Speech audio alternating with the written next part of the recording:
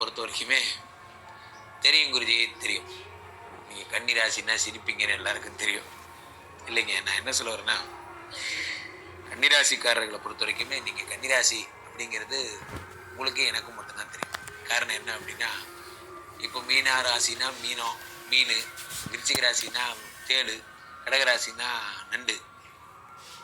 வெறுப்பில் இருக்கு யாரை ராகும் ராகும். ஸோ அந்த வீட்டிலேயே உட்காந்து பயங்கர ஆன்லைன் சமாதி நிலை பற்றிலாம் படிப்பாங்க. சித்தர்கள் பற்றிலாம் தேடி காட்டுக்குள்ளே போய் கண்டுபிடிக்க போனவங்களாம் இருக்காங்க. தேவையில்லாத வேலைகளில் இன்வால்வ் ஆகாதீர்கள் கன்னிராசிக்காரர்களை. போல அது வான்னு கூப்பிடும். சித்தர் கோயில்னு ஒரு கோயில் இருக்குது. பௌர்ணமி அன்னைக்கு நைட்டு அந்த பொந்தில் போய் ஆகிறது. ஸோ நமக்கு தேவையில்லாத வேலை. ஆன்மீகம் அழைத்தது என்றால் வீட்டிலேருந்தே ஆன்மீகம் ப்ராக்டிஸ் பண்ணி ஒன்றும் தப்பு இல்லை. அட்வென்ச்சரஸ் ட்ரிப்புன்னு சொல்லிட்டு ஏதாவது காட்டுக்குள்ளே பர்ம காட்டுக்குள்ளே சித்தரை தேடி போகிறேன் அதெல்லாம் பண்ணாதீங்க. நான் யூடியூப்பில் இதெல்லாம் பார்க்கும்போது எனக்கு பயமாக இருக்குது. ஒரு இயற்கையினுடைய சில விஷயங்களை தெரிந்து கொள்ளாமல் இருப்பது உங்களுக்கு நல்லது. தேவையில்லாத விஷயங்களை தெரிந்து கொள்ளும் பொழுது இந்த பஞ்சபூதங்களில் ஏதோ ஒரு பூதம் நமக்கு எதிராக செயல்படும் என்பது விதி. ஆகியனால தெரியாத வேலைகளில் இறங்காதீர்கள் கன்னிராசிக்காரர்கள். உங்களுக்கு அது நம்ம மேத்யூலாம் பார்த்தீங்கன்னா இதுக்கு அடுத்த லெவல். இதே மாதிரி பழைய சேட்டலைட்லாம் வச்சுன்னா அந்த தியானம் பண்ணுறதா சொல்லிக் கொடுப்பாங்க. காலையில் யோகா. சம்மர் வந்தாச்சு.